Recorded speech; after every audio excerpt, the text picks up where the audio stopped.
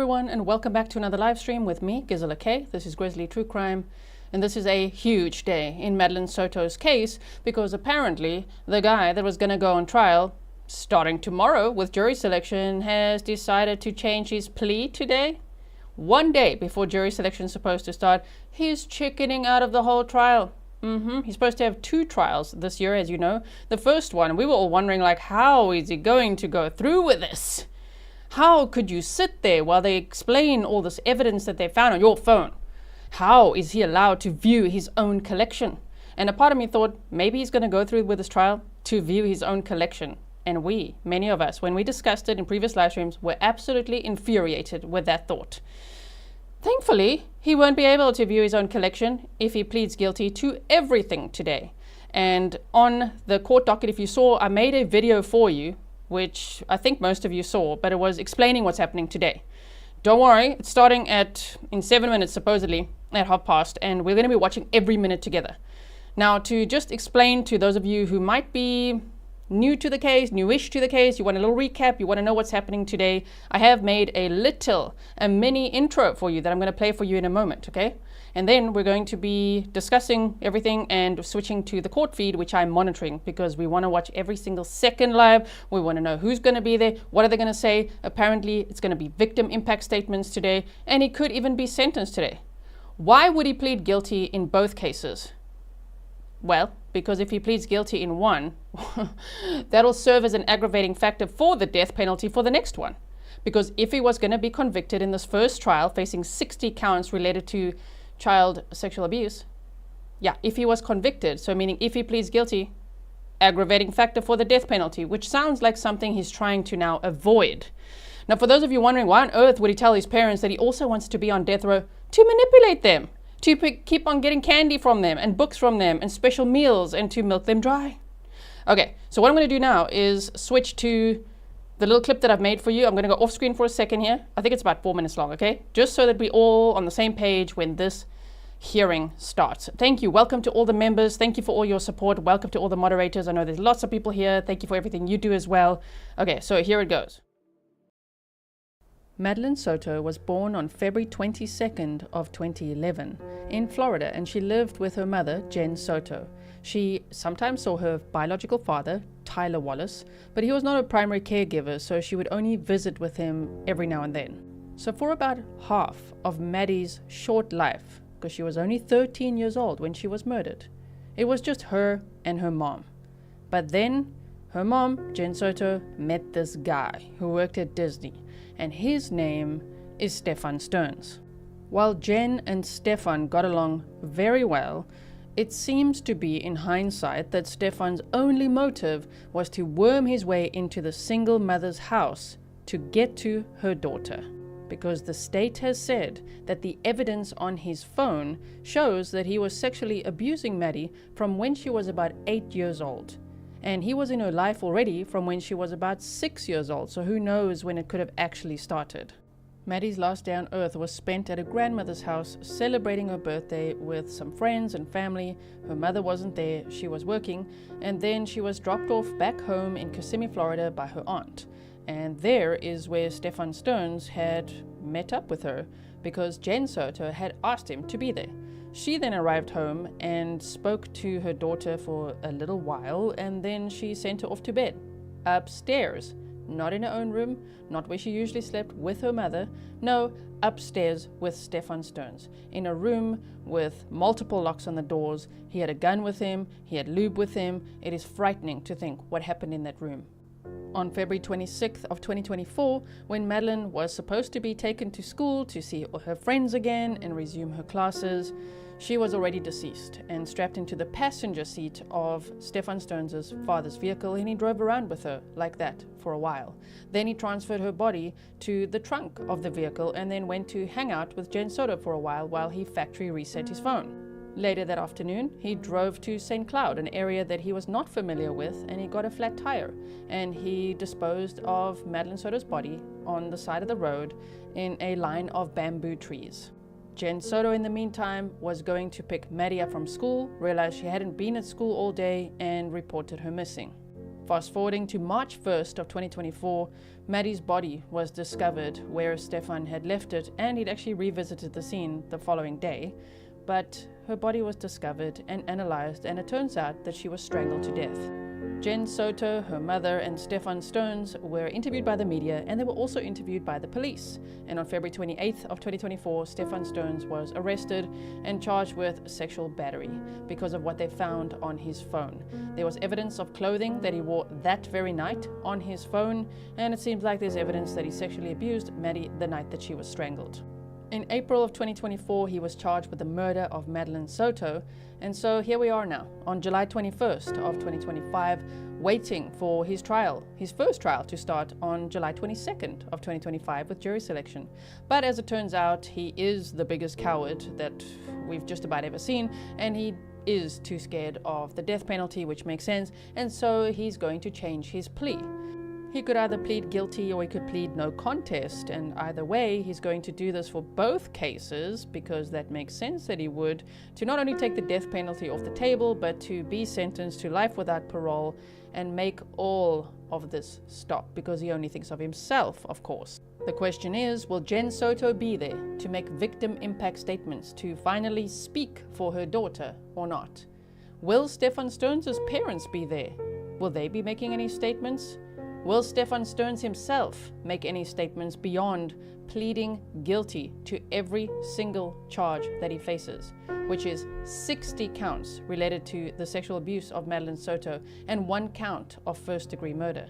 Let's watch every minute of this hearing together and see what unfolds. And ultimately, let's hope that this will be justice for Madeline Soto. Thank you so much all for watching that recap. Oh man, I really hope that this will be justice for Madeline Soto. I'm okay with life without parole if that's what it's going to be today, but the judge has to accept this, hey? The judge has to decide if he accepts this plea deal or the change of plea or whatever it is. So we're going to be seeing a lot today. But just so that you don't feel like you're missing out on anything, I just want to show you I'm monitoring this court feed and all the others as well that are set to start in 1 minute. Okay, so I'll make this bigger for you so that you can see this right over here, so that you know you're not missing anything, and we will see Stephan Sterns walk through this door. Oh my goodness. Are you surprised that this is happening or not? I must say I'm not that surprised. I did think he would do something like this. I just didn't think it all the way through, meaning like, oh yeah, obviously if he pleads guilty to all of these charges, he's going to have to for the second case as well, because again, as I say, otherwise it serves as an aggravating factor for the death penalty in the next case. But we'll have to see, is that what he's doing? What is going to happen here today? Mom Center says justice for Maddie. He deserves more than hell can get. Okay, wow, here's everybody in the courtroom. Everybody glance, see who you can see. There's no sound on here yet. They don't have sound on yet. There he is. Oh my word. Okay, calm, everyone, calm. I'm wearing a purple heart in honor of Madeline Soto. Her favorite colors were lavender and green. So if you want to put purple and green hearts in the chat for Maddie, you can. I know there's a lot of people here. Sorry, mods. But that is why I'm wearing this. I know you can't really see it. Okay, where's the sound, people? Where? Let's see. This is you're looking at Stephan Sterns. Okay, so it's very soft, but I boosted it as well. They've turned on the sound here. We can hear a little bit. Dana, thank you so much for your sticker as well. Thank you, everyone, for your stickers. Versus Stephan, Michael here we go. Sterns, 2024, CF 1293, 2024, CF 632. Appearance record beginning with the state, please. Better be louder. No. William J. I'm going to turn it up. Hold on. On behalf of the defense. Alicia Smith. Beth Ford. Peter Middleton. Alex Johnson. Ms. Walker might be via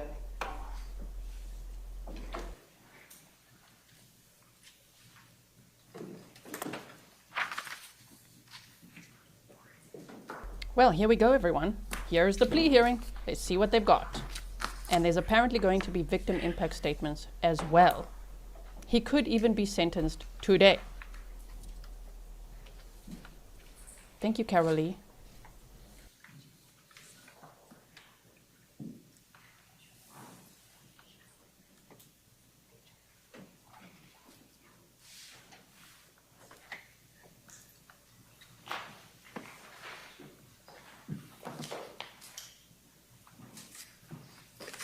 State, we have an online presence named Stephanie. Is that representative from the survivor family? Yes, Your Honor.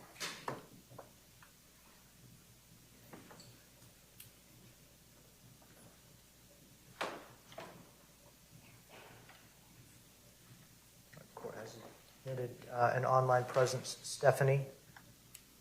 Also admitting Chris Walker.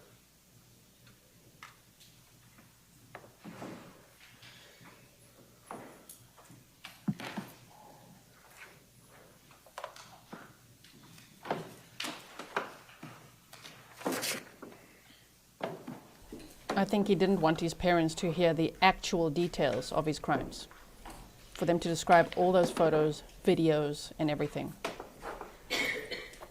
What do you think?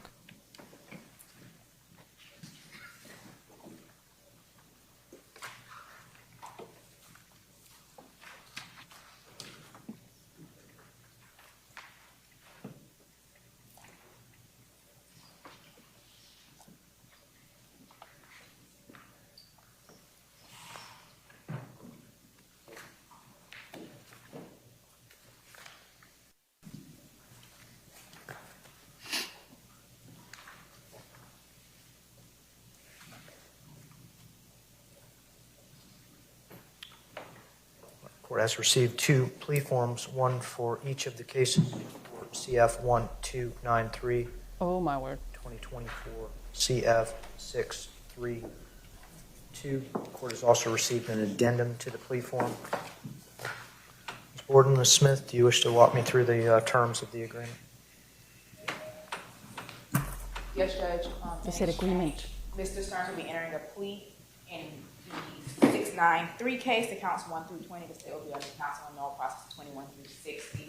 The center might concurrently with the 1293 case and adjudication of bill as to each live concurrent, and then additionally Thank you.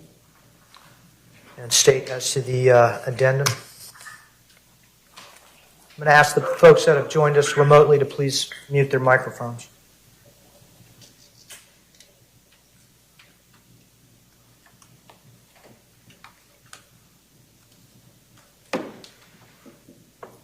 State any special considerations in the addendum to the plea form.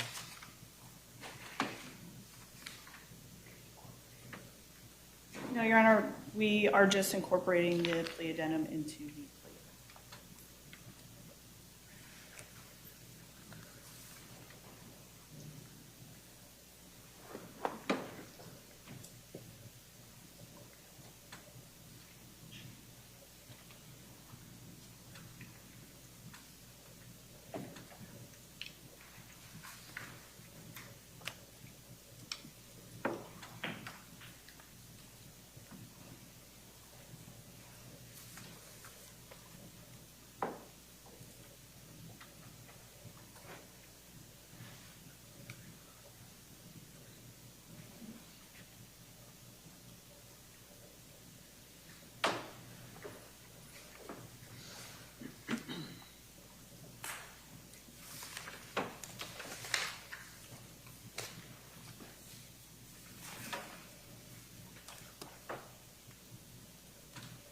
State of Florida filed a notice of intent to seek the penalty of death. That was on June 7th, 2024. Is the state formally going to be withdrawing that notice of intent to seek the penalty of death? After the acceptance of the plea and pronouncement of sentence, yes. Thank you. Should that announcement be made by the state of Florida, the proposed sentence will be the maximum sentence allowed by law? Yes. Mr. Stern, I'm going to place you under oath. Please raise your right hand. Do you solemnly swear or affirm the testimony you are about to enter into this case to be the truth, the whole truth, and nothing but the truth, so help you God? I do. I have 2 plea forms in my hand. One document looks like this. Second document looks like this. They're each plea forms for your respective cases. They each have a signature. That signature is the same on both plea documents. That signature is next to my finger. Can you tell me if that is your signature? It's hard to tell from here. Deputy, will you provide these forms? Yes, Your Honor. to the defendant? He'd like to file a motion for binoculars. Yes, it is. Thank you. What your signature and a set of initials after each of the 26 paragraphs on each document, those initials being SS, tell me is that you have had an opportunity to read these documents. Do you have any difficulty reading and writing the English language? I have no difficulty. And your signature indicates that you are aware of each of the 26 paragraphs and all of the terms and conditions of these two documents. Is that correct? That is correct.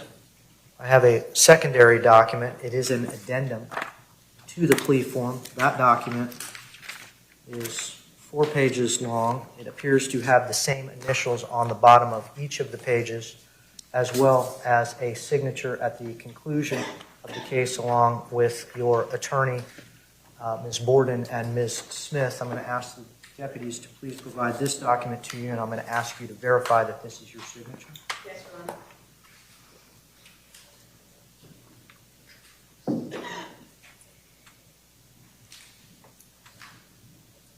Yes, it is. What your signature on this document tells me is that you have had an opportunity to read this document, go over it with your attorneys, and you understand the 13 additional conditions of your plea agreement. Is that correct? That is correct. Each of the plea form goes over what your trial rights would be. In 2024 CF 1293, you are charged with the allegation of first-degree premeditated murder. In 2024 CF 632, you are charged with 60 counts. The first 9 counts being sexual battery with a child 12 to 18 years of age, counts 10 through 13 being sexual battery with a child 12 to 18 years of age, counts 14 through 20 being lewd or lascivious molestation, counts 21 through 60 being unlawful possession of materials depicting sexual performance by a child, 10 or more images. Your Honor, counts 1 through 8 are sexual battery on a child under 12. My apologies. Counts 1 through 8 are capital sexual battery on a child under 12.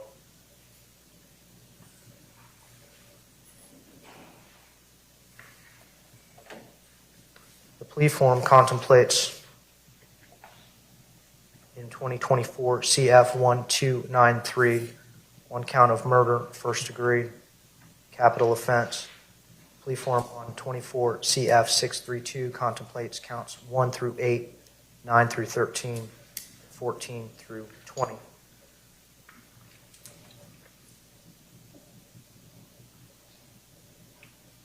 With the representation that the state of Florida is withdrawing their notice of intention to seek the penalty of death upon acceptance of this plea, the maximum potential sentence on 24 CF 1293 would be life in prison without possibility of parole. Has the maximum sentence been explained to you? Yes, Your Honor. And in 24 CF 632, counts 1 through 8, the maximum potential sentence would be a mandatory sentence of life in prison without possibility of parole. 9 through 13 and 14 through 20 would be first-degree felony allegations with a maximum potential sentence of up to life in prison. You understand those maximum potential sentences on that case? Yes, Your Honor. Do you understand that you have a right to have a jury trial as to each of these allegations? And at the jury trial, the state of Florida would have to prove those allegations against you beyond and to the exclusion of every reasonable doubt. At that trial, your attorneys would be with you. They are experienced, board-certified criminal expert trial attorneys. They would be cross-examining witnesses, examining the evidence against you. You would have a right to present your own witnesses and your own evidence. If you had witnesses that did not want to come to court, you could have asked me to make them come to court with a subpoena.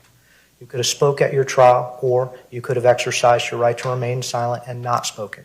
That would have been your decision after you talked those decisions over with your attorneys, and your jury would have been instructed not to consider your decision to remain silent in any way in rendering a verdict. You would have had a right to have your trial recorded and appeal any errors that occurred in the process. Do you understand you are giving up all of your trial rights if the court accepts this plea? Because I will be imposing the sentence that you have agreed with the state of Florida to be imposed upon you, and we will not be having a trial on any of these matters. Do you understand those things? I understand. And, Your Honor, just for record purposes, counts 9 through 13 are first-degree felonies punishable by life, as the court indicated. Count 14 through 20 are actually life felonies.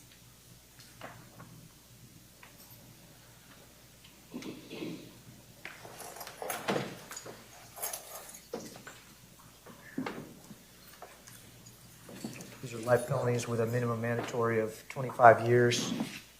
Is life a required sentence, or would that be a punishable by life offense? It's a life, punishable by life offense. I just wanted the record to be clear. This court indicated first-degree felonies, punishable by life. I just wanted the record to be clear that 14 through 20 are life felonies with 25-year minimum mandatories.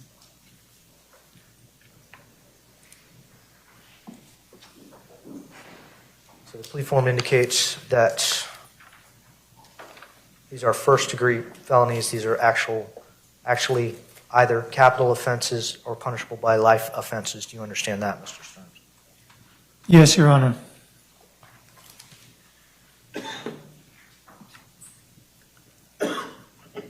Is anyone forcing you or pressuring you into make the decision to resolve your case this way?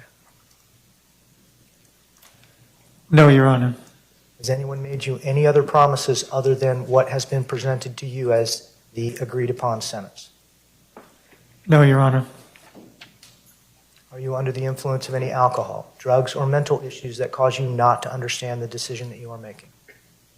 I am not. Do you understand if you are not a United States citizen, that entry of this plea would subject you to deportation proceedings?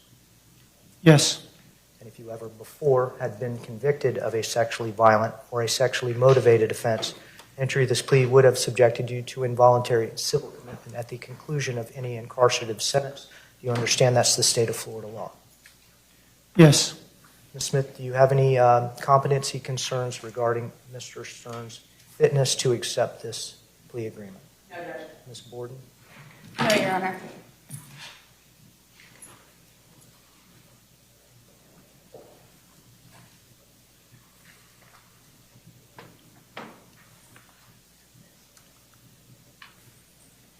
Mr. Sterns, based on your responses to the court, based on your indicating that you have reviewed this decision with your attorneys, based on your initialing of the plea form and your acknowledgement that you understand all the terms and conditions, rights and obligations on these plea forms, including the addendum, the court is going to make a determination that you are alert, that you have had an opportunity to discuss this with your attorneys, that you are making this decision freely and voluntarily and without coercion. The court accepts your plea. Let me see the attorneys. Oh my word. So the judge has accepted this plea agreement, which he's facing life without parole as his sentence. He's pleading guilty to all charges against him. The 60 counts, each count representing, especially for the last 40 counts, each one representing 10 or more images or videos of Madeline Soto. Not only did he abuse her, but he also filmed it. Okay, so they're showing us a bit of the courtroom here. Let's see if we recognize anyone. I'm looking. I think you guys will spot them more because I'm looking here as well. Let's see. All right, I don't see Jen Soto. That's what I don't see. Do you see Jen Soto? I don't. There's probably going to be victim impact statements now as well. But he's pleading guilty to all charges. Those 60 counts for the first trial that are supposed to start tomorrow and the murder charge. So there will be no trials. And he will spend the rest of his life in prison. Why do you think he changed his mind? I think it's because he's a coward and he wants his parents to continue to send him stuff.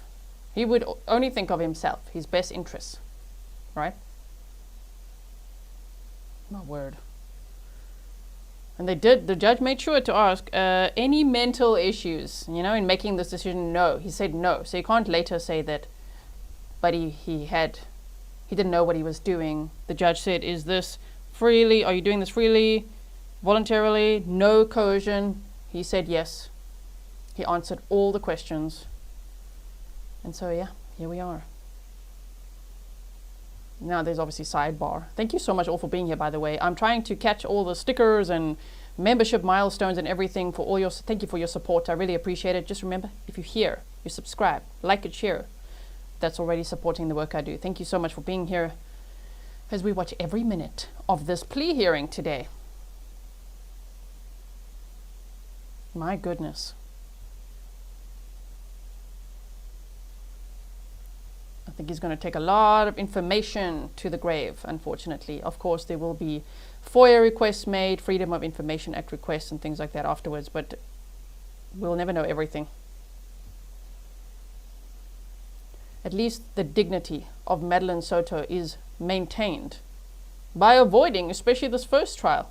That would have been absolutely horrific. So, yeah, I'm not mad at it. Peter Ortiz said he will be a track star in prison, hint, hint. Thank you, Peter Ortiz. Thank you, Marie. Thank you so much. Lou said he changed his mind because he knows he was screwed. It's also maybe because he's so lazy.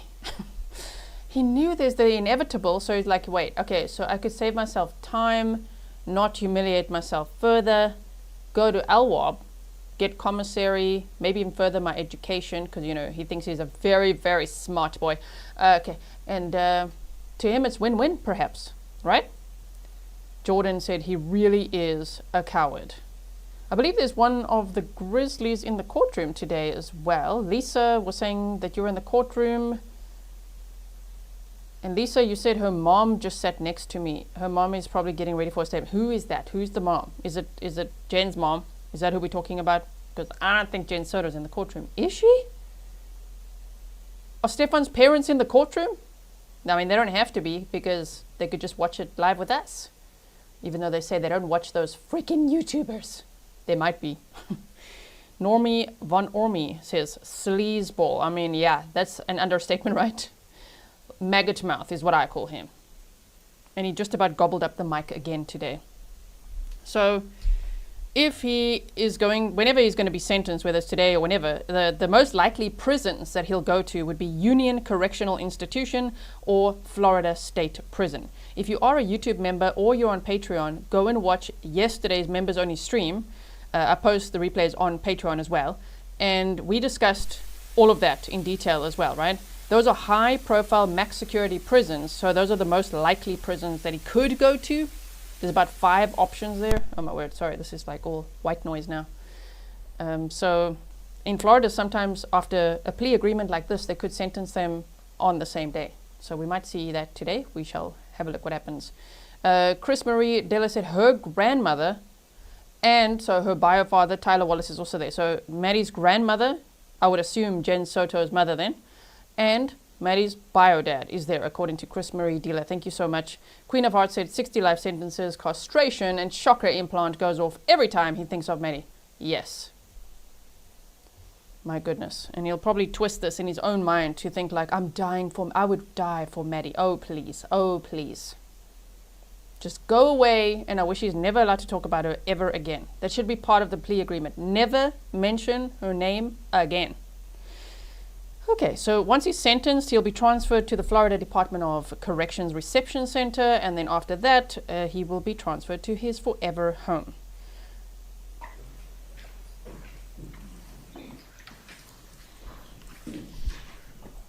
Court has had discussion with the parties regarding the plea of no contest as to 24 CF 1293. First-degree premeditated murder of Madeline Soto. Mr. Sterns, how do you plea to first-degree premeditated murder in 24 CF 1293? No contest. And as to counts I 1 knew through he's going to 8, do that. capital sexual battery of Madeline Soto while she was under the age of 12. Counts 9 through 13, sexual battery of Madeline Soto between the ages of 12 and 18. And counts 14 through 20, lewd or lascivious molestation. How do you plead? Guilty. Prior to Oh sentencing, my does the word. state care to offer any victim impact testimony?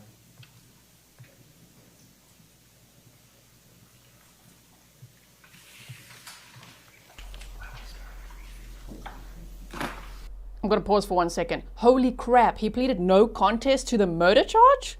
Is he going to throw Jen Soto under the bus? No contest means he does not admit guilt. Pleading no contest, so he will get LWOP for it, but he's pleading no contest, does not admit the guilt. What? But then for all the sex abuse charges, he pleads guilty. Oh, my word, that was shocking.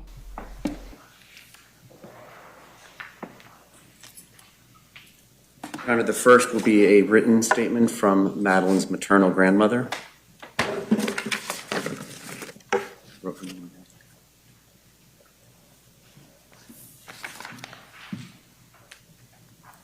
Yolanda Zambrano. Today I stand before you with a broken soul. I am Madeline's grandmother, but to her I was not grandma. Madeline always called me Mama. She decided that since she was little. And that's how I felt with her, like a second mother who loved her with all my heart. Madeline was a happy little girl. She loved going shopping with me. That excited her so much that it felt like everything around us turned into color. I remember her face lighting up when we went to the stores. Holding hands, laughing together in those moments, we connected, and I felt like she knew she was loved, protected, and valued. At night, we loved to play. It was in those moments, just before bed, that she laughed the most. Sometimes it's hard for me to close my eyes because I still hear her laughter. It was free, sweet, and sincere laugh. A sound I will never forget as long as I live. But that laughter was silenced by a horrific act. The very man who betrayed her trust, her innocence, her body. And if that wasn't enough damage, he took her life. And with her, he killed a piece of our souls. Since then, life has never been the same. Our family is empty and broken. There are days when the pain is so great that I feel like I'm drowning. And every time I think of everything she could have been, everything that was stolen from her, it hurts even more. Because Maddie wasn't just a victim. She was a little girl with a beautiful future, with a unique light, with so much love to give and receive. Today I am here because Maddie can no longer speak, but I can as her grandmother. As someone who loved her with all that I am, I come to ask for justice for her memory, for everything she lived through and should never have lived through. Justice so that no one else has to go through such a horror. I will never forget Maddie, her voice, her laughter, her eyes, her dreams. All of that lives in me, and so it will live forever. My beautiful girl, one day we will be reunited and we will never be separated again. I love you with all my heart. Thank you for listening to me with deep pain and eternal love.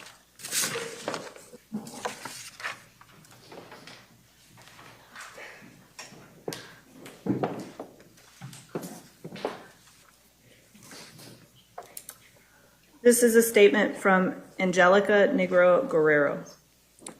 My name is Angelica Negro Guerrero. I lived with Maddie and Jennifer in the same house for about 2.5 years. Today, I take the liberty of expressing myself not just as a roommate, but as part of the family, as Maddie told me several times. How can I explain how this tragedy has impacted my life? There are so many emotions.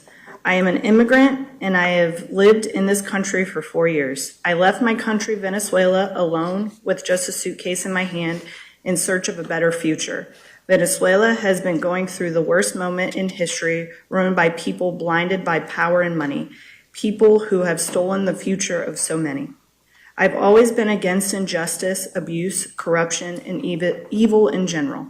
I couldn't picture myself living in a country where I had to witness every single day how a small, corrupt group destroyed countless families and the beauty of my nation.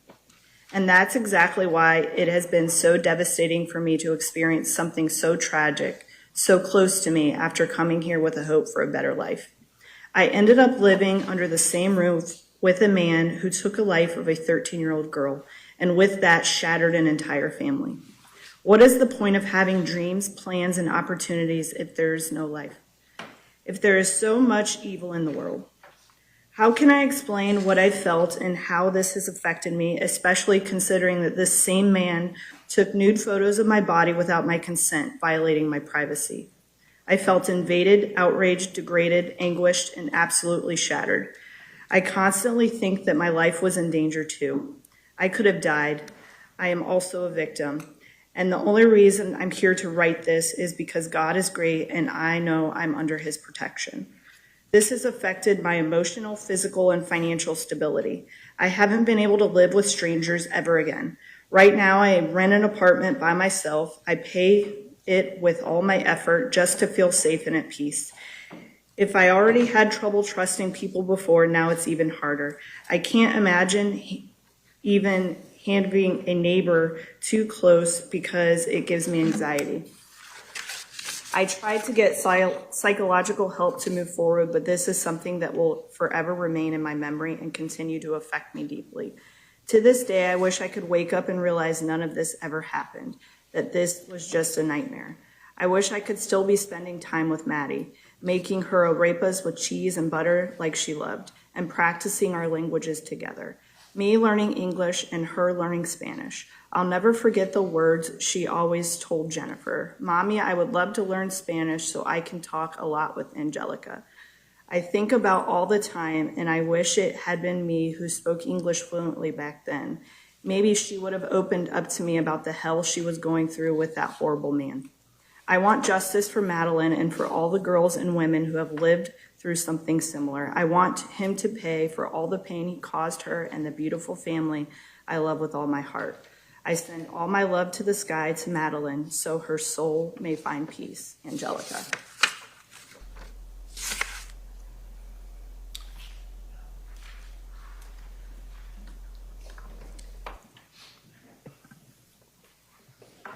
This is from... Pause, quick. Book Mama said a lot of families prefer to write statements. It doesn't make them less meaningful. Maybe they think they won't be able to get through it. Maybe they don't speak English well. It's not a big deal. Thank you, Book Mama, for saying that. Amina Zambrano, a cousin to Maddie Soto. To the Honorable Court, we write this letter with broken hearts still aching from the devastating loss of our beloved Maddie Soto. The pain of losing her is something no family should ever have to endure.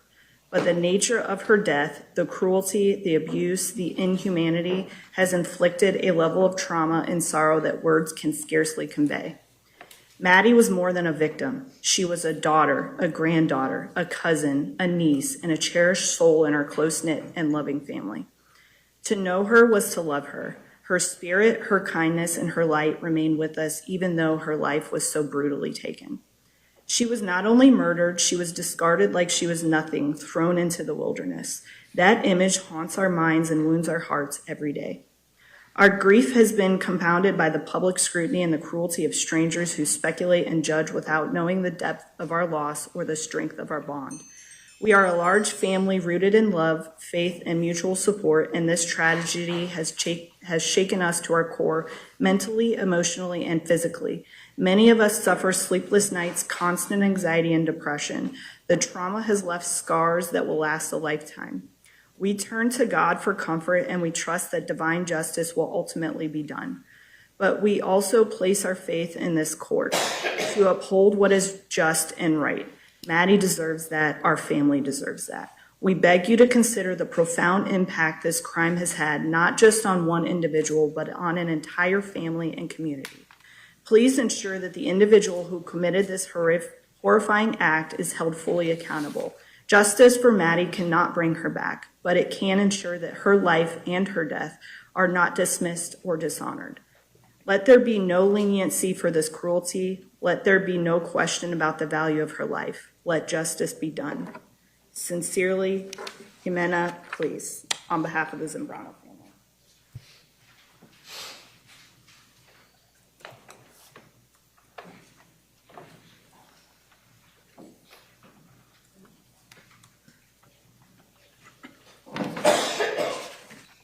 tell the court your name? My name is Letizia Nunez. I was Madeline's aunt. Can you spell your first and last name for the court reporter? Letizia, last name Nunez, Nunez.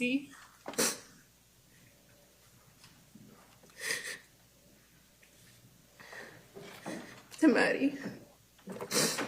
When I was 7 years old, a beautiful newborn baby was brought into our lives. And I remember being so excited because I was going to be an aunt. You gave me a sense of responsibility from such a young age because I wanted nothing more at that time than to help take care of you, play with you, and overall just make you a happy baby. You're truly missed every single day. I miss your laugh. I miss your smile. I miss your big, beautiful blue eyes. I miss doing the little things like picking you up from school, helping you with your homework, even though we both hated doing that. I just miss you and your presence. But that unfortunately was taken from us. I have so much hatred in my heart specifically for the creature that's sitting in this room today. And no matter what happens or what justice could be brought, it kills me that it doesn't bring me back. I would give up my life if it meant having you here with us. Even though I was your aunt, you always felt much more like a little sister to me. Doing your hair for the father-daughter dances that my dad would take you to, letting you pick out clothes from my closet, doing your makeup and making sure it was very light because your natural beauty was worth more than any makeup product money could buy. I just miss you every single day, and it's left a hole in my heart from the day you've been gone. Your innocence was taken from you, and since clearly that wasn't enough for a certain someone, so was your life. You were the bravest little girl I've ever met, full of love, light, laughter, and as any positive thing I could think of, you were all of those things. I'm so blessed to have spent 13 years with someone so wonderful, and you're going to live on through all of us. Not because of what happened to you, because that didn't define who you were. I'm going to make sure my future kids know who you are, and make sure my grandkids know who you are, and so on. Today I sit here before everyone, and all I can say is that despite what anyone thinks they know, you were so loved by each and every one of your family members, and I know you left this world knowing that. I know it would pain you to see what people have to say about your loved ones, but what I think of it all is that, and what I'd want you to think up in heaven is that it's all just noise. And I find comfort in the fact that we, your family, know you were beyond loved and beyond cared for. I'm so sorry we found out too late. But despite everything that was happening to you behind closed doors, you still remained one of the happiest human beings I've ever met. Someone who loved us deeply and made us all smile. Trying to find light in this horrible situation is very difficult, but one thing I am grateful for is that your last day on this earth was everything you wanted and more.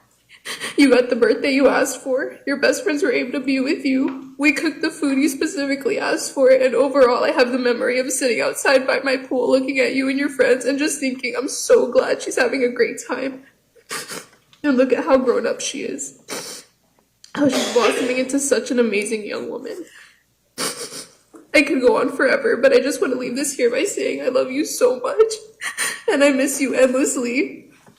Everything I do from now on, any accomplishments, any decisions I make, anything that happens in my life, I'm going to do it for you and in your honor. I love you, Madeline Soto, and I hope you're resting peacefully now.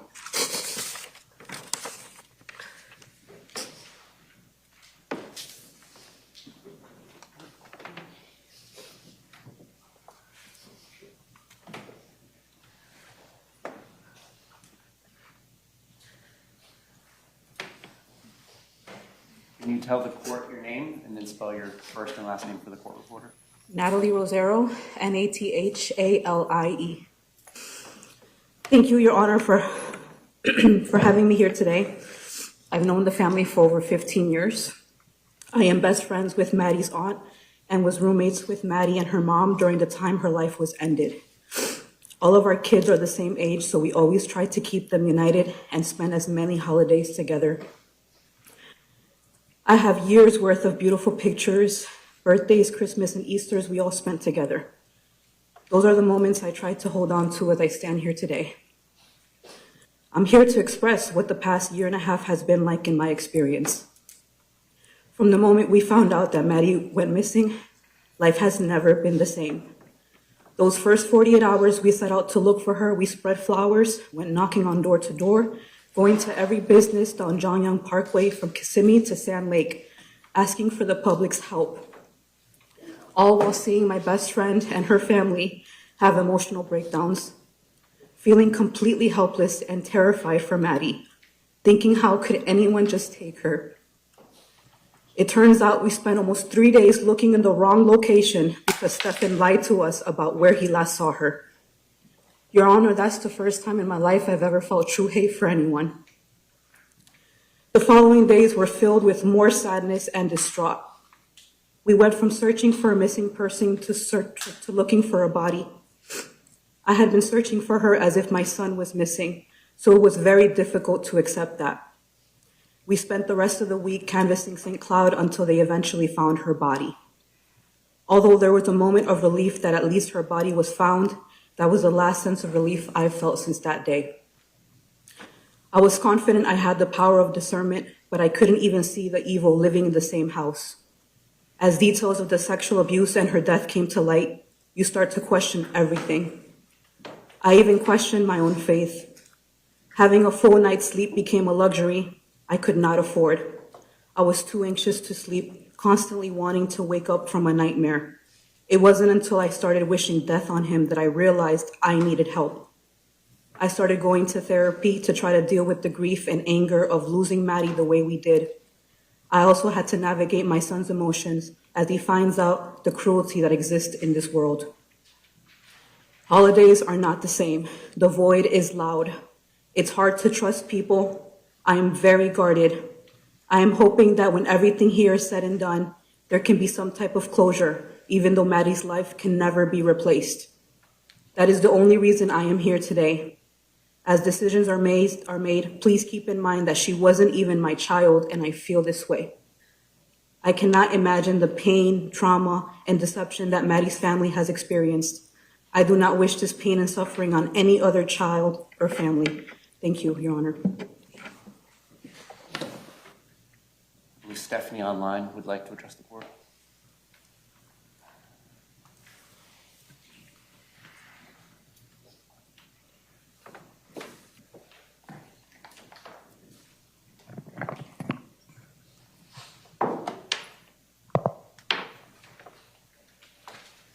We're joined by an online presence. Stephanie, you may unmute your microphone and let the court know how this has affected your family and yourself.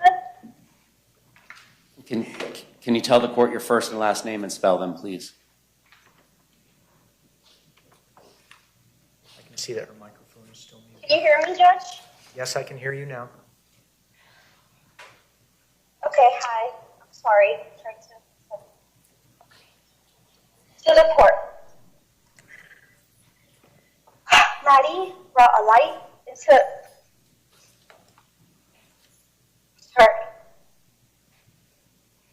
Maddie brought a light into my life that I would never be able to describe. With her outgoing personality and her infectious smile, her infectious laugh. She was so kind-hearted, adventurous, and loving. Now that she's gone, everything's changed.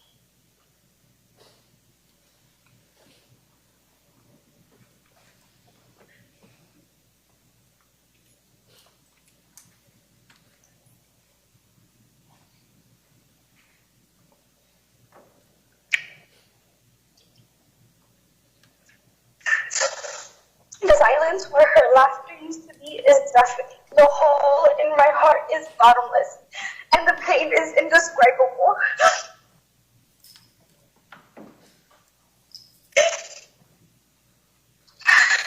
My family's life has been shattered. What we've endured and what we will continue to endure for the rest of our lives is a kind of pain that I do not wish on anyone. No family should have to lose a loved one in this horrible manner, especially at such a young. Her life was taken. Her future, I should say, never see her fall in love, get married, or build a future that she deserved. With her. This while in her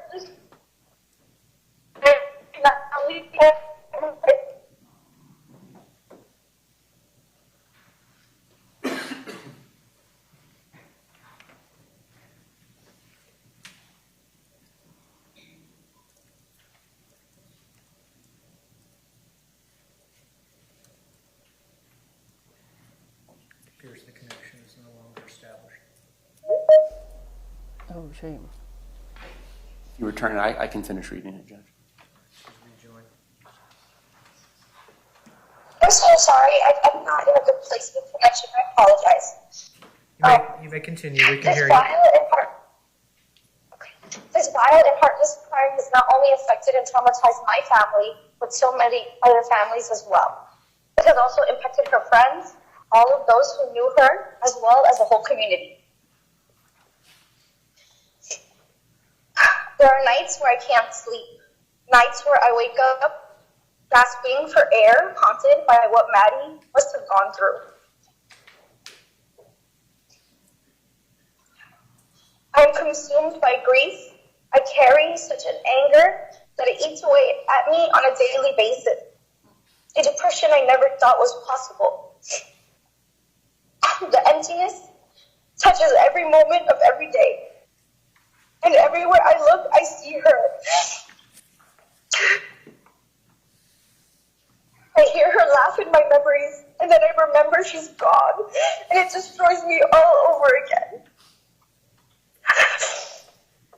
To know what Maddie went through and how terrified she must have been is unbearable. The thought of her suffering haunts me. The cruelty of what was done to her will never stop echoing in my mind. I asked the court for something that I know I could never really have, justice. Because real justice would mean that Maddie would be here with us and not you. You still get to wake up every day, something you cruelly stole from her and from us. The way you discarded Maddie as if she was nothing and her life had no value is a true reflection of your evil. The suffering you caused her should be given back to you tenfold. You do not deserve peace. You do not deserve mercy. You deserve to carry the weight of her pain every single day, just how we will carry it for the rest of our lives. And let me be perfectly clear. Where you go after this life will not be where Maddie is. She is in a place of peace surrounded by love. You, on the other hand, will never know peace. You will never see her again. You're not going where she is going. You're going to hell. Thank you, court. And Stephanie, can you tell the court your first and last name, please? Stephanie Soto. Thank you.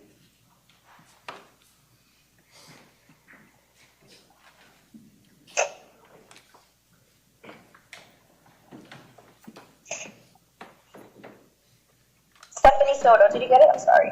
Ms. Soto, we can hear you. Thank you for your statement. Thank you.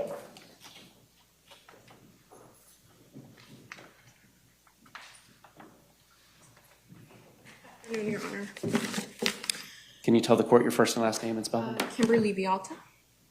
Your Honor, I stand here today to give you a little insight of how loved and how losing Maddie has destroyed my family. Although Maddie was not my blood, I considered her my family. And I loved her like my own niece. Maddie was a kind and bubbly child and was growing up to be the most amazing young lady. She loved arts and crafts, Taylor Swift, and sour gummy candy.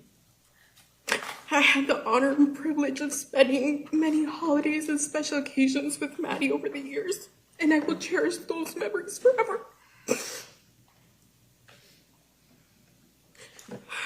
I do not have joy or happiness left in me because this monster took that away from us when he killed Maddie. Every day I feel like life is not worth living anymore because such heinous evil exists in this world. There is not a day that goes by where I do not think about all the pain and suffering that Maddie endured. This monster took advantage of her trust and her innocence. This parasite robbed us of every moment we could have had with Maddie. And our lives will never be the same.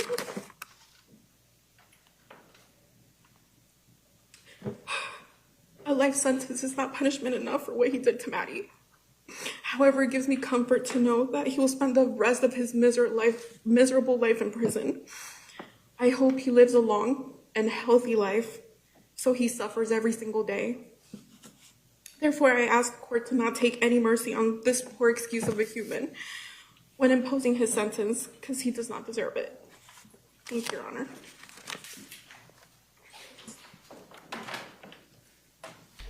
It's all very sad, but I do like the snark. This is Maddie's biological father now. Can you let the court know your names? My name is Tyler Wallace. Tatiana Wallace. Tyler, what's your relationship to Madeline Soto? Madeline Soto was my daughter. Go ahead. Madeline Soto was my daughter. She was happiness. She was a joy to be around. She was quirky and intelligent. She was curious. A little forgetful like me too, that happens sometimes, but I just loved her so much. And I was not able to be in her life as much as I would like to, due to circumstances and choices I'd made, due to the way finances worked. I was strained in my relationship with my daughter, and that was finally getting better. The last time I saw her was in October of 2023, and she had come to visit for a few days, and when I took her back to the airport, I said, you know, you're turning 13 soon. When you turn 13, you have a choice of which guardian you're interested in staying with. Would you like to stay with me and talk to you? And she said yes, that she would. And so I was this close to having my little girl, sir. Because of the actions of this depraved man, I will never meet the woman she was becoming. And I can't grasp it. I can't grasp the selfishness of you, the deplorability of your actions. You're depraved. You're weak. You're a coward. You're a sneak thief. You crept into a family and took advantage and exploited them when they were weak.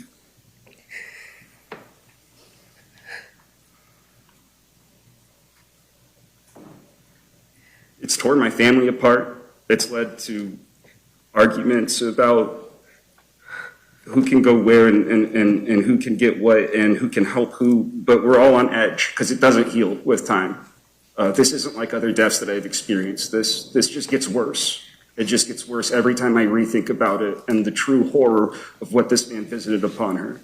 And I can only hope that he lives a long time in prison and has those same horrors revisited upon him by his fellow inmates. Thank you.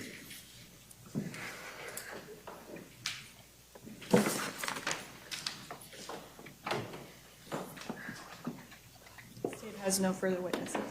Thank you. Bring on the defense witnesses.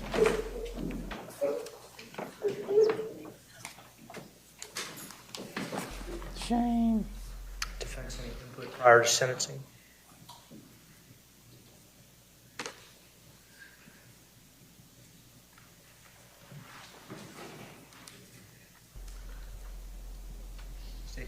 Just hold up quickly, right? Thomas said, I don't think Jen will do an impact statement because in my opinion, I believe she knew that Maddie was being abused.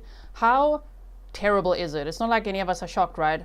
That on this day, when Jen Soto can speak up for her only child who was murdered by the ex-boyfriend, she doesn't speak. Roommates are speaking. Non-family members are speaking. Cousins are speaking. Family speaking. Jen is not speaking. Oh, that just sickens me, man. How about you? You have additional input?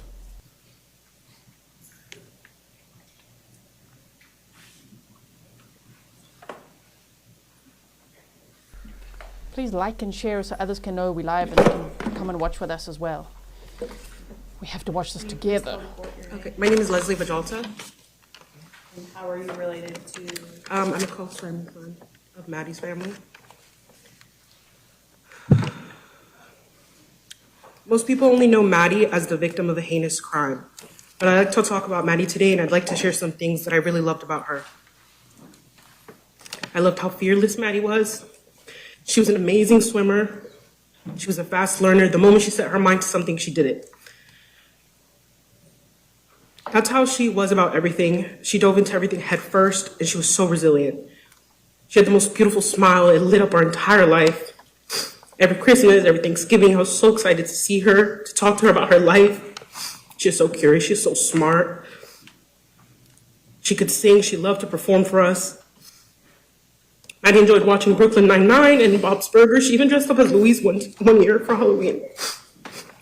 And I loved her witty, outspoken personality. She's so funny. And that's how I want everyone to leave here, thinking about her, remembering her. She lost a lot of privacy towards the end of her life. And I want her to be remembered by her amazing qualities, not the abuse she endured and the exploitation she endured by her abuser. There's not 1 second of my life that I don't think about Maddie. I'll forever celebrate her in my heart and out loud. Maddie was too good for the world, and she did not deserve any of this. Ever since she's been gone, our family, our joy, everything is destroyed. No one smiles anymore, no one laughs. And most days I can't even leave my house. I feel like I can't breathe. And I'm not even her blood relative. I was just so lucky to be a part of her life.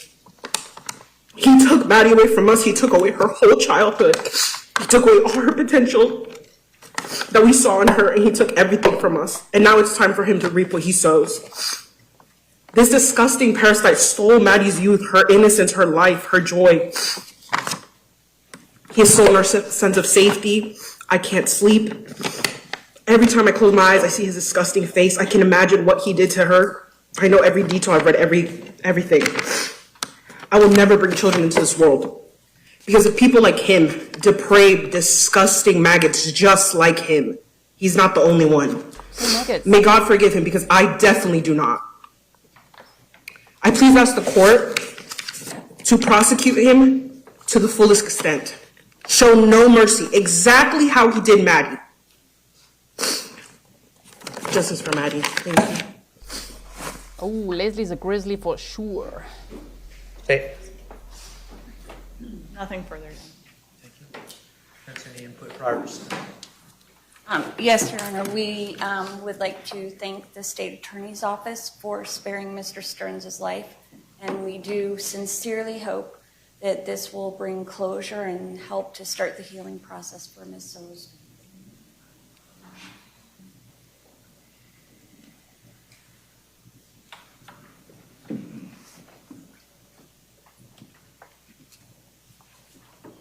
Is he going to say something? The court has accepted Mr. Sterns' plea of no contest to the first-degree premeditated murder of Madeline Soto and his plea of guilty to 8 counts of sexual battery on Madeline Soto under the age of 12, sexual battery upon Madeline Soto between the ages of 12 and 18 in a familial custodial role, and lewd or lascivious molestation, counts 14 through 20. State, do you have an announcement as to the notice of intent to seek the penalty of death?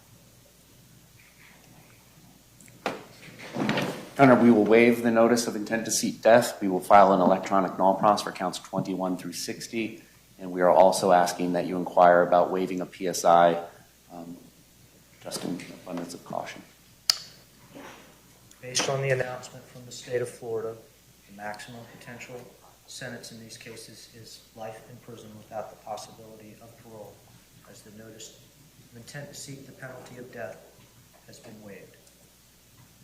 Ms. Smith, as to 2024 CF 632, is there a waiver of an entitlement to a pre-sentence investigation? Yes, Judge. Ms. Borden, as to the remaining case 2024 CF 1293, is there a waiver of entitlement to a pre-sentence investigation?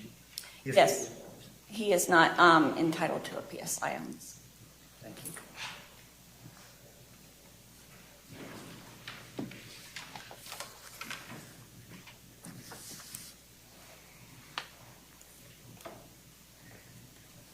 The court has had an opportunity to hear the anguish and the fury of shattered families. Everyone in the gallery has had an opportunity to hear the anguish and the fury of community mourning and permanently diminished. Folks joining us around the state and the country remotely I've heard the opportunity to hear the anguish and fury of a meaningful future that was stolen and a beautiful promise of Madeline Soto's life extinguished permanently.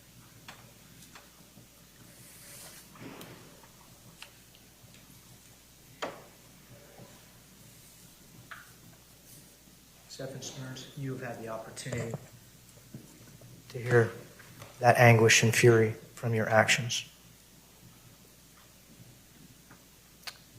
As to first-degree premeditated murder of Madeline Soto, you are adjudicated guilty and sentenced to life in prison without the possibility of parole. As to the capital sexual battery of Madeline Soto while she was under the age of 12, for each count you are sentenced to life in prison without the possibility of parole. For the sexual battery of Madeline Soto between the ages of 12 and 18, you are adjudicated guilty and sentenced to life in prison without the possibility of parole.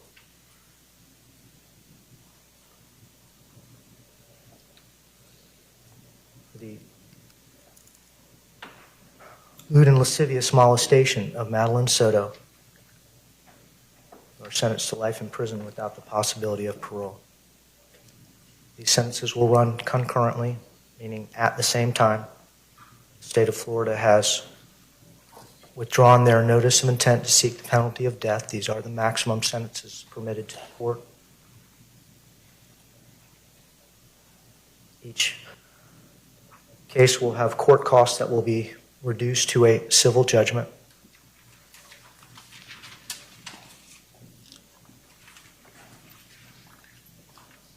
2024 CF 632, court costs are $11,163. As to 24 CF 1293, $666. Court incorporates the addendum to the plea form as to each plea in 2024 CF 632 and 2024 CF 1293. Not announced. You are adjudicated guilty as counts 1 through 8, 24 CF 632. State any further sentencing considerations? Yes, Your Honor. With regards to count 14 through count 20 in 24 CF 632, the court sentenced to life in prison, there is a 25-year minimum mandatory with that as well. The state also provided the court with a score sheet which encompasses counts 9 through 20. It includes penetration and contact points as well. A copy of that has been provided to defense as well and the court. I haven't been made aware of any corrections or additions or subtractions. I do not have a copy of the score sheet.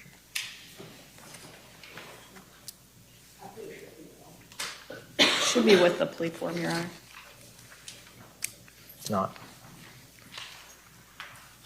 I'm going to need a copy of the score sheet, please.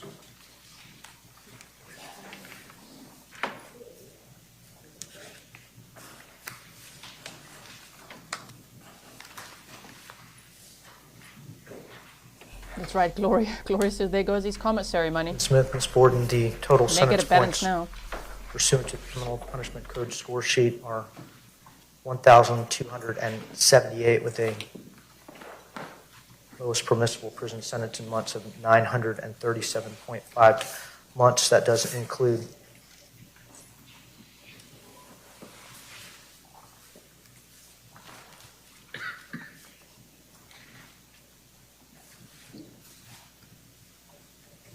sexual penetration points of 80 times 5 and sex contact points of 40 times 7. Any errors, corrections, or omissions to the score sheet? Ms. Smith? Ms. Borden? No, Your Honor. The 25-year minimum mandatory sentence as to the counts requiring a minimum mandatory sentence are imposed.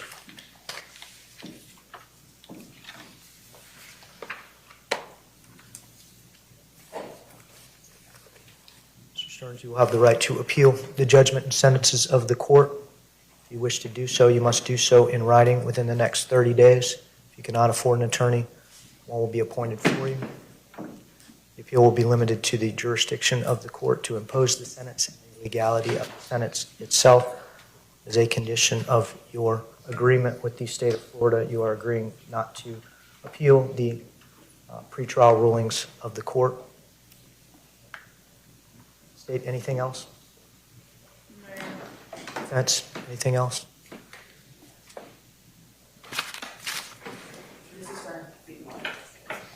Thank you. He wants the last word. Let's place Mr. Sterns under, he's been previously placed under oath. Yes, Your Honor, I would like to make a brief statement. I agree that it's not fair that Madeline is not here anymore. I still have a hard time contemplating a world where she's not around, a world which feels less vibrant and less colorful than it did before.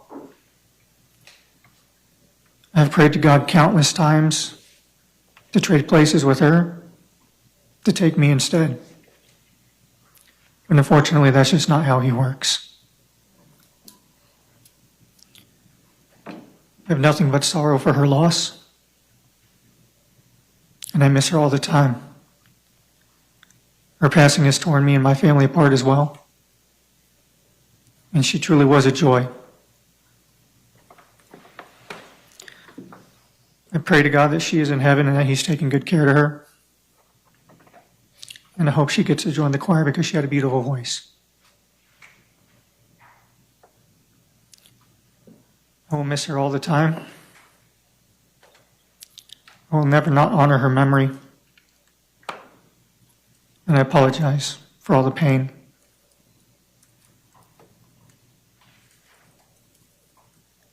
Anything further, defense? Conclude our plea and sentencing hearing. We'll be in recess.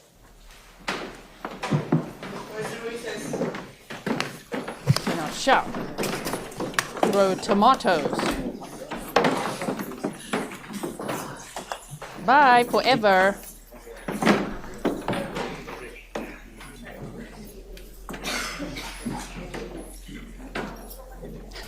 It's cut like, no, you come back here. Let's get a good look of you. I can't believe it's like she was such a joy. Really? After all that, you're gonna talk about Madeline? I don't think so. Lisa said, will we hear something from Jen? Nope.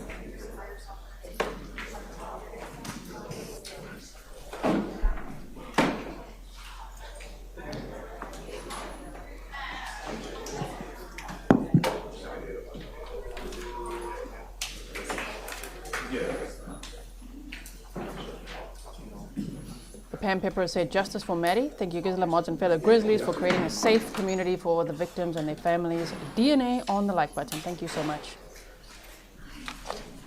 Life without parole. He can make appeals, so unfortunately that's not part of this plea deal.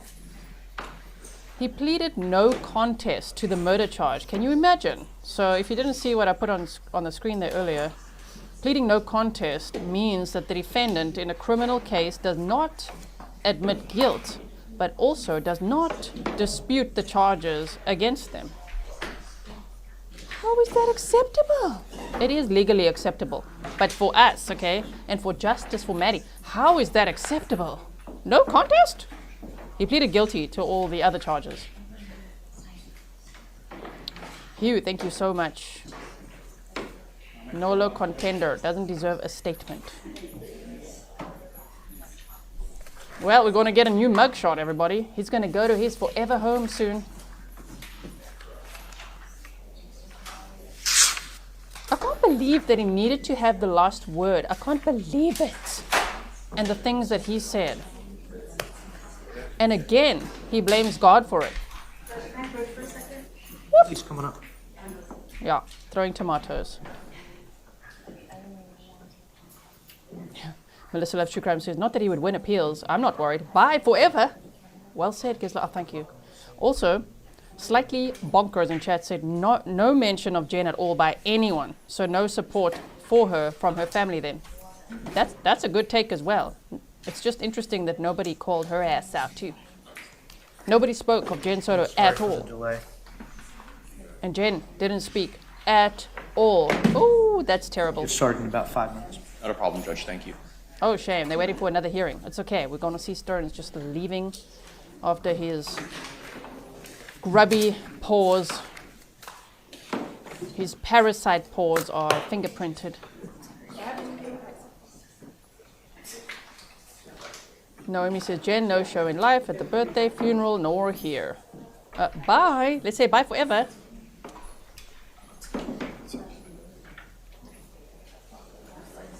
And off he goes. Slam the door. Slam that door. Wow. I think they're going to speak outside the courtroom as well, okay? So let's just wait for that. Okay, so let's just go forward here. Are they going to do something here? I don't know. It looks to me like local news is going to stand outside the courtroom, so give me 1 second quickly. And let's just switch to what they're doing there.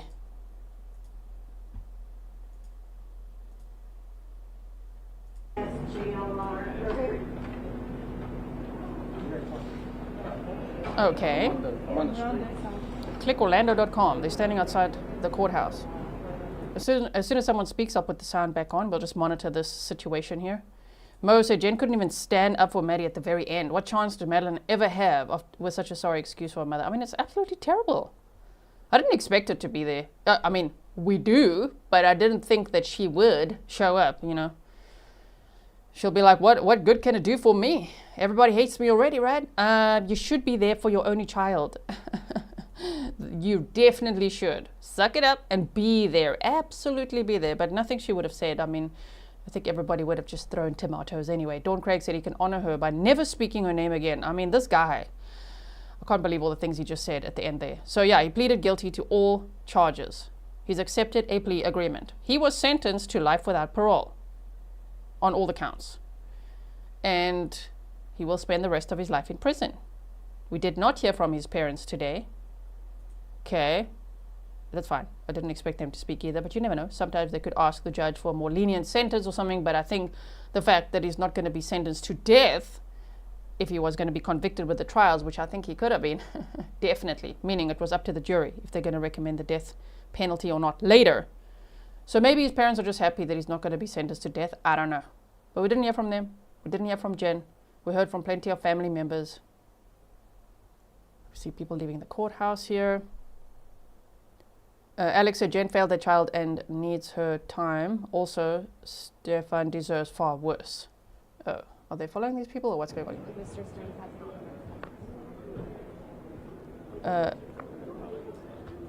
Ayako said the ending of his statement says a lot. I'm sorry for the pain. He could not even end it with the pain I caused. I know, right? That sorry wasn't hardly an apology at all because it wasn't specific. If someone says, I'm sorry, without saying exactly what they're sorry for, no, it's not, it doesn't mean anything. Sorry, dude. Your sorry meant nothing. Tori said, could they announce plans to arrest Janet? Oh, wow. Well, let's stick around and see. I don't know if there'll ever be plans to arrest her, but I don't know. They have to be able to prove, right? Jody said, so much gratitude to you, Gisela, for all your top-notch coverage of all these important cases and your wonderful channel. Thank you. Thank you so much. Thank you all for being here. I saw there's a lot of you here. Thank you so much for being here. We're waiting to see if there's going to be a press conference or something. I mean, local news is outside the courtroom here. Let's just quickly refresh this page here. Oh, okay. I suppose they're just standing outside the courtroom.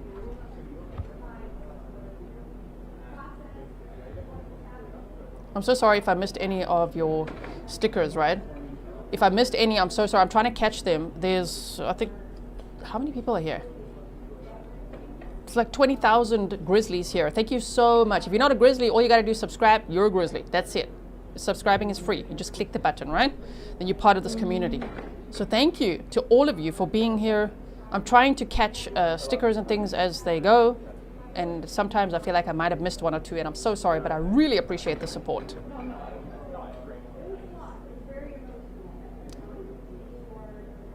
Who's talking where? I can hear someone in the background there. Wait, let's go see if there's other news.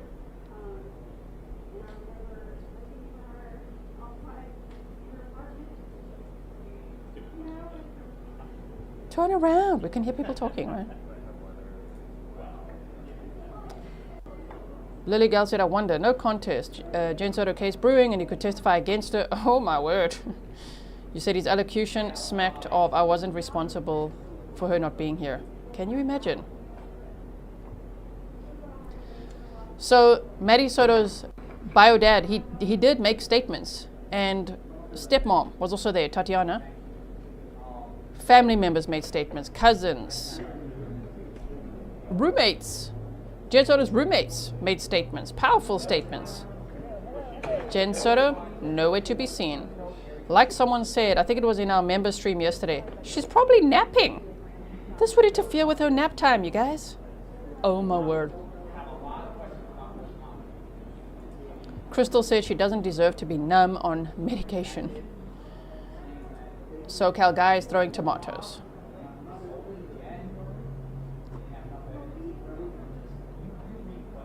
TT, you said if Jane was in a psych hospital, but she's never been there. That was just speculation. But yes, she would have been able to write a letter. She could have even just written a statement just for anyone to read. But she didn't.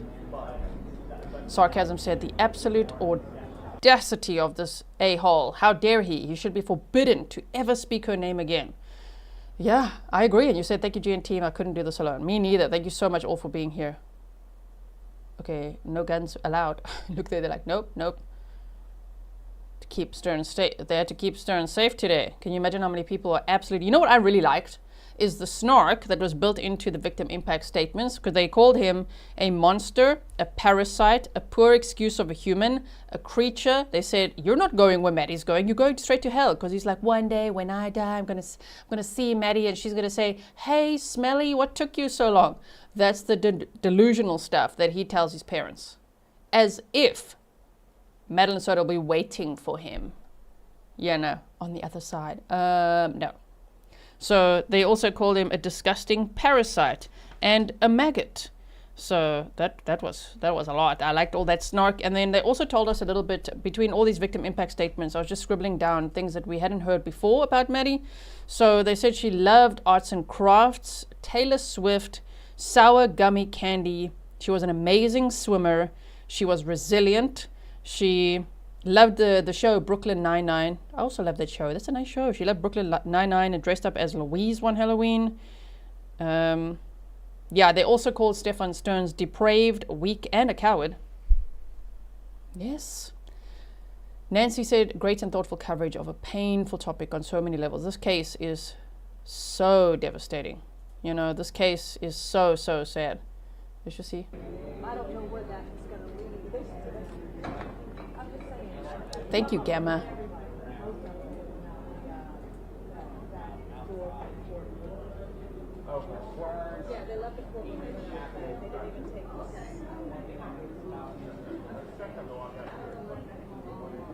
Creed says, thank you so much, Grizzly and all the Grizzlies. The snarky pants is all that made this case bearable. Rest in peace, Maddie. Shame. Poor Maddie. I mean, Maddie had only turned 13 on February 22nd of 2024. So she was only 13 for 4 days. She had her birthday party. Her family members at her grandma's house made her favorite food, as they said. They said they looked at her and thought, wow, look at her. Look at her maturing. Look at her having a great time. That's what her aunt said. The horror of thinking that after her birthday party, she would be murdered that night, strangled. There's Mike DeForest. He's a local reporter.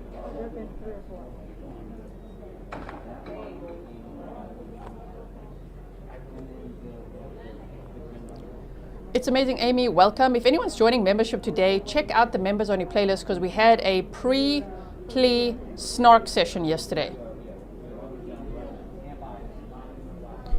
Let me quickly see.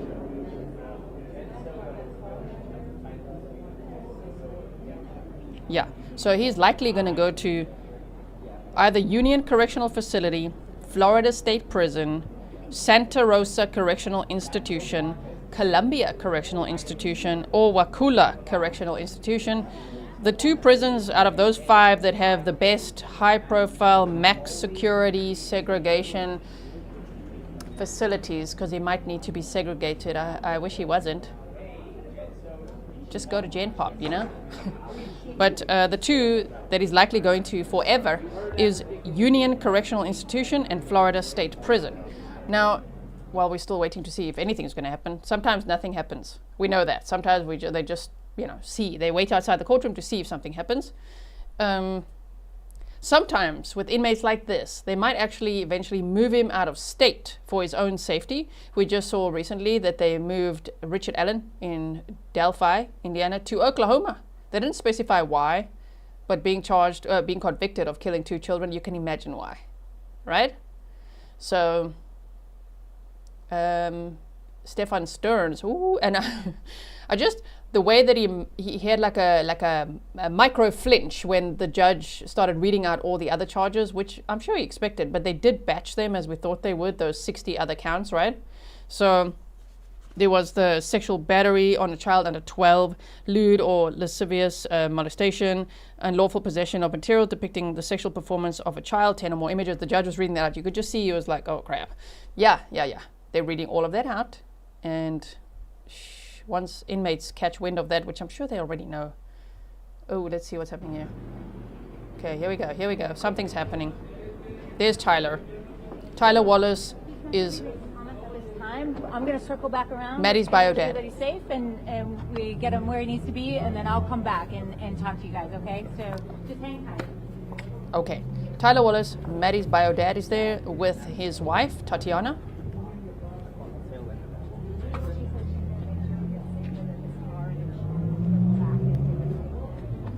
Stella said, regardless whether everyone hates you, Jen, you wasn't there for Maddie in life. You should have been there for her today. I know, right? You should have been there for her today. Today counts so much. No. Okay. I was there when one other reporter asked the public defender if they would come. Yeah, I dropped out and said that. I haven't seen those. FSU MSW 93 says, if other victims come forward, even if on his videos, can he be charged again?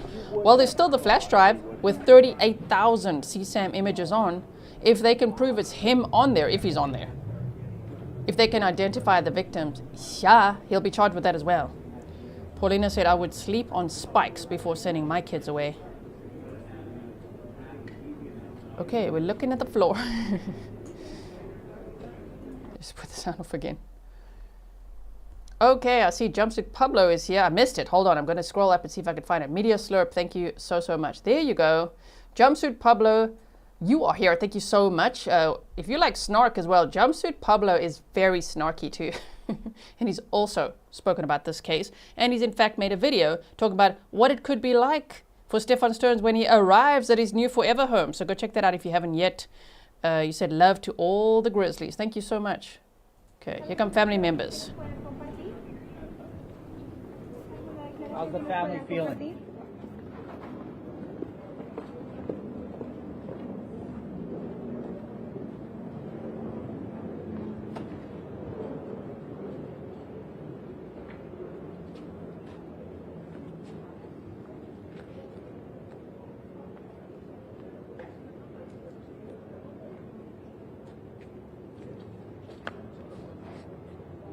Nikki says, where can I watch the well, the replay is always available. So just in the live stream section, you'll just find it there. You can just, even right now, if you wanted to go back to the beginning, you can. Or when this is finished, you could just watch it again. It'll always be there for you. Thank you so much. So for anyone just joining now, Stephan Sterns pleaded guilty to all charges. No, he pleaded no contest to the murder charge. Not admitting guilt, but also not disputing the state's charges against him, essentially being sentenced to life without parole for the murder charge, but pleading no contest. I can't believe he did that. I mean, I can, because of, the spineless creature he is, but still. And then to all the sex abuse charges, he pleaded guilty. So, wow, that is bright, guys. Whoa, okay. Let's not blind everyone over here. Okay, I'm very appreciative of them having cameras outside though, very. Okay, so. Thank you for coming back. We appreciate it. Okay. Yeah, of course. No, that's. Here, let me just take this down. So obviously, Mr. Wallace and Tatiana going through and listening to everything that they had to listen to. It's obviously affecting them a great deal. So they're just going to need a little bit of time. But they do want to speak on behalf of Maddie at some point. They're just not in a great headspace right now to address that. But if you guys want to leave me your contact information, we can definitely circle back when they're in a little bit of a better headspace. Can you tell us if they support this agreement, especially the no contest to the murder charge? Yes. They're obviously with a trial coming out, and the sex crimes trial was going to be starting on Tuesday. That's a lot of videos. It's their little girl. And I think he recognizes that Stephan Sterns is going to die in prison. The death penalty is you die in prison. And he is not getting out, ever. And I think that he understands that, and he understands the trade-off in terms of, okay, he's going to spend the rest of his life in prison, and my little girl does not have to essentially go through this, and the family go through all of this.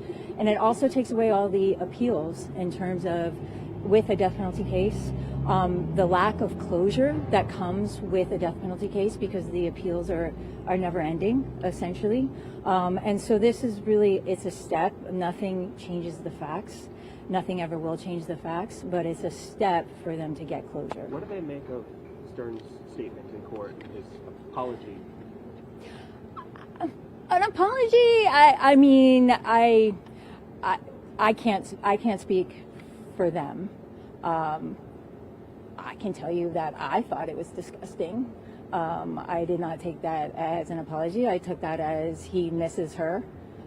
For whatever motive or reason, he misses her. And I was disgusted by it. But again, I'm not speaking for them when I say that. The no contest plea, a lot of people are saying, hey, he's not necessarily admitting guilt to the murder of Madeline. Does the family feel that others are involved, or if Sterns did this himself and no other people involved? No, like I said, that they're okay with this outcome. However you get Stephan Sterns life in prison without any hope of ever getting out. And I think in his final statements that he made to the court, where he's a former Marine, he understands what life in prison as a sex offender means, and I think he has come to a certain level of peace with that outcome. Everything else is really kind of ticky-tacky in terms of, all right, how does he get there? But the bottom line is he's getting there, and he's never getting out. When did the family find out about the plea agreement? It was last week. Yeah, but did you see the mother in the courtroom today, or did I just miss her? Yeah, tell us. When you refer to the mother, do you refer to Jennifer Soto? Yes. I did not see her in the courtroom. Did you find that odd at any means? Not for me to say. We all did.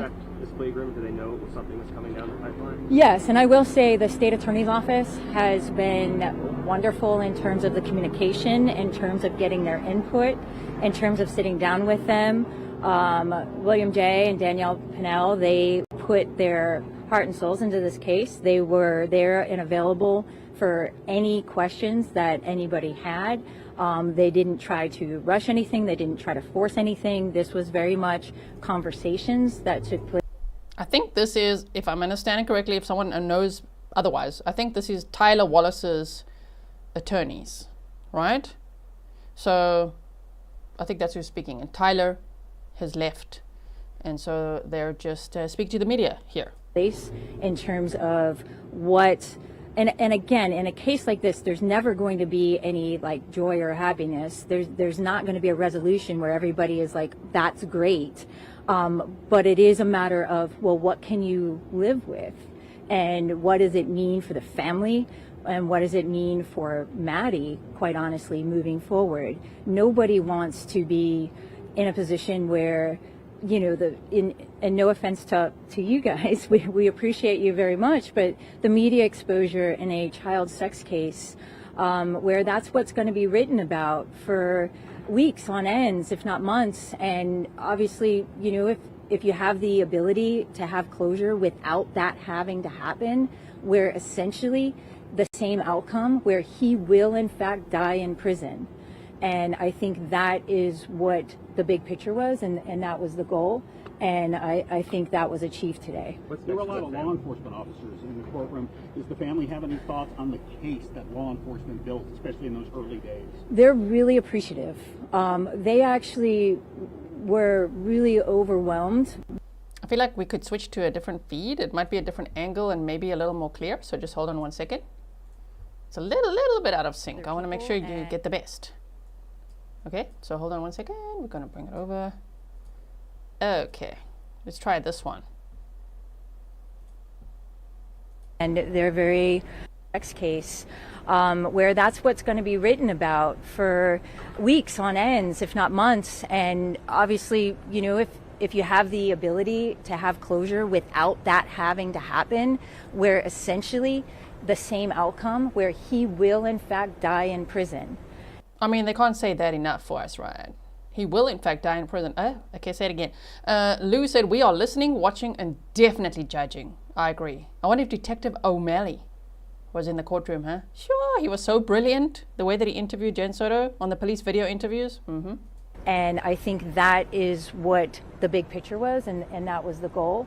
And I think that was achieved today. There were a lot of law enforcement officers in the courtroom. Does the family have any thoughts on the case that law enforcement built, especially in those early days? They're really appreciative. They actually were really overwhelmed with the support, and they really appreciate the fact that, you know, law enforcement, they're there when they're not in a position to help their daughter. Sometimes you have to rely on other people, and they're very appreciative of the work that law enforcement and the prosecution did in this case. Deborah, speak if you can. Remember the years of being a state prosecutor. Does it make a difference, even though the out cue was the same, that he pled no contest to some things, one guilty to others? Does it make a difference, even though the outcome's the same? No. It's basically, it doesn't really have any legal significance. And so the fact that he went no contest and guilty, okay, and enjoy life in prison. What's next for the family? Well, that's a good question, and I don't even think they know the answer to that. I can't imagine how you move on from this, and I think, you know, Tyler said it best in terms of describing his emotions earlier today, where he's like, you know, this type of death is so unique that unfortunately with time, it's actually gotten worse for him mentally, because I think he has more time to think about it and to think about exactly what happened to his little girl. And so it's hard, and it's going to be hard, but they're gonna get through it. Many of us know you quite well. For those out there that don't, do you mind just saying and spelling your name? Sure, yeah, I'm sorry. My name's Deborah Barra, Deborah, last name Barra, B as in boy, A-R-R-A. All right, thank you. Has one more question. Has Stephan Sterns' parents ever reach out to the family to offer apologies, any type of talk, you know, communication whatsoever? Not to my knowledge. That is JLR. Recognize the voice, right? He's there today outside the courthouse.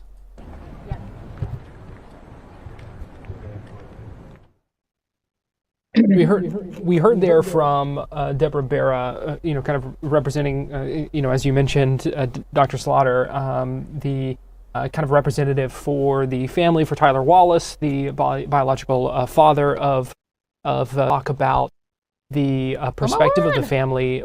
Look, it's Sunny, everyone. We love Sunny. Okay, so I'm going to link this if you want to go and see Sunny's commentary. It's on Fox 35 right now. Hi, Sunny. All the Grizzlies, yay. We've had Sunny on the show many times, and she did say she's going to make commentary on this. Dawn Craig said, gee, thank you for the caring coverage of this. This case is how I found you, and all the snark and tomatoes for Stephan Sterns. Remember, for everyone upset that, like, where's Jen Soto and all of this, yeah, she's probably watching all of this, seeing all the comments flying. I'm sure she could see all the snark towards her, because, like, what the hell? You couldn't even show up today? Really? Now, earlier, I think it was Jessica, said that Tyler Wallace, Madeline Soto's dad, last saw her in October 2023, and he said that, so Jessica, you brought this up, and I'm going to remind everyone what he said, right, in the courtroom. He said he last saw Maddie in October of 2023. And he said, wow, you're turning 13 soon. And did you know when you're 13, you can choose where you want to live? Who you want to be your guardian? Do you want to come live with us? And Maddie said yes. She wanted to go and live with Tyler and Tatiana. So what Jessica was saying in chat is, what if that's part of the motive? Is that Stephan and perhaps someone else, I have no idea, uncharged, not charged at all, but maybe thinking, oh crap, if she goes and lives there, I mean, they're going to find out, they're going to know, she'll tell what happened, you know what I mean? Shame. But just to think that she was like, ooh, when I turn 13, I can go live with my dad. She never got a chance to. 13th birthday party, murdered that night. Can you believe it? My goodness. So let me just have one more look quickly now, just to see if there's anything else happening. Just hold on one second. I just want to see. It doesn't look like there's too much else happening, so I think we'll call it a day here. Of course, if there's anything else, if there's like a formal press conference from the state or something else, we could just meet again, right? Make sure you like and share so others know that we were live, that we covered this plea hearing, that they could check it out in case they missed it. Maybe some people just missed it entirely. So, you know, sometimes YouTube will unsubscribe you automatically. So make sure you subscribe, notifications on. Baubles and Dolls, thank you so much for your $5 sticker. Bitsy said, go to bed. That's what Sunny says. But see, for me, it's still 9 p.m. It's very early right now. Very, very early. All right. Well, everyone, I don't know. I've got so many mixed emotions. I'm still so angry. This case makes me very angry. And especially that Stephan Sterns had the audacity to try to, well, he had the last word. He had the last word. Just shut up. And do not talk about how much you miss Maddie and you wish that you could have been taken instead of Maddie, but that's just not how God works. Shut up, dude. Don't say things like that. Don't even speak her name. And when he said she really was a joy, yeah, but you mean it in a completely different way to everyone else. That's what's so sick.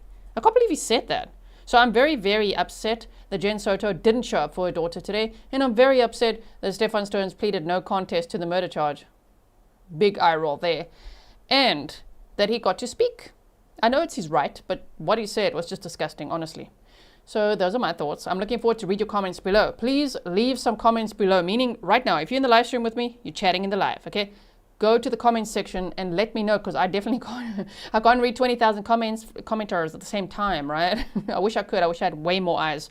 But I think I missed a lot of them. So please leave your thoughts below. Summarize. How do you feel about this? What do you think? Do you think this is justice for Maddie? As Tyler's attorney said, well, he's going to prison for the rest of his life without parole. Now, it does piss me off that he gets more privileges, shall we call it, there in Gen Pop. And he might be segregated because of the high-profile nature of his case and because of the charges. So that sucks. He should just be like checked in like everybody else. But he's going to get commissary. He's going to get books. He can further his education. He can go to the chow hall. There's a little bit more. There's a little bit more that he could do there compared to death row. But okay, so be it. LWOP it is. Life without parole. All right, so Angela said, Jane didn't at least write a statement? WTF, not even a statement. My goodness. All right, everyone. So I thank you so much for following this case with me. I'll, of course, keep you posted if there's anything else that happens. There will be FOIA requests made as well, Freedom of Information requests.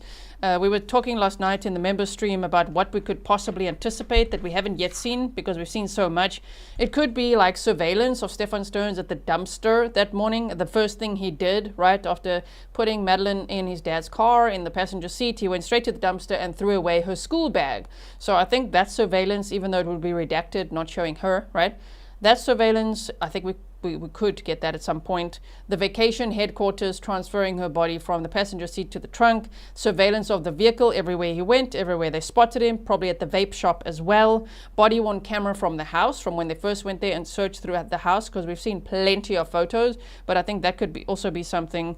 So we shall see. But I don't know how many days. Sometimes you've got to wait, 30 days, 60 days, 90, whatever it is, after the person is sentenced to get those things. But of course, Grizzly Cat and I will be working hard on that to see if there's anything else that we could bring you. But of course, you know what? I really like it when someone is sentenced to just forget all about them. Just like Control-Alt-Delete. He's a number now and he's forever home. And I hope that everybody just forgets him, And I hope that Madeline Soto is never forgotten. Shame, man. Only 13 years old for 4 days, barely 13. And in a short life, she was abused, sexually abused, for about half of it. How sick is that? Dale and Potter said, thanks, G and all the Grizzlies. Just rot, Stearns. What a coward. Yeah, just rot. Exactly. All right, so I'll see you again very soon. Of course, Koberger is going to have his sentencing on the July 23rd and 24th, so I'll see you for that as well. I don't know if they'll go over to the 24th, but they've set aside that day. So we've got yet another sentencing and victim impact statements and everything to watch there. And I wonder if he'll make a statement. Do not be the person who has the last word. You know what I mean? Okay, so thank you, everyone. If there's any stickers I missed, I'm going to go read them now. Okay, thank you so much. I really appreciate it, and I'll see you very soon. Bye.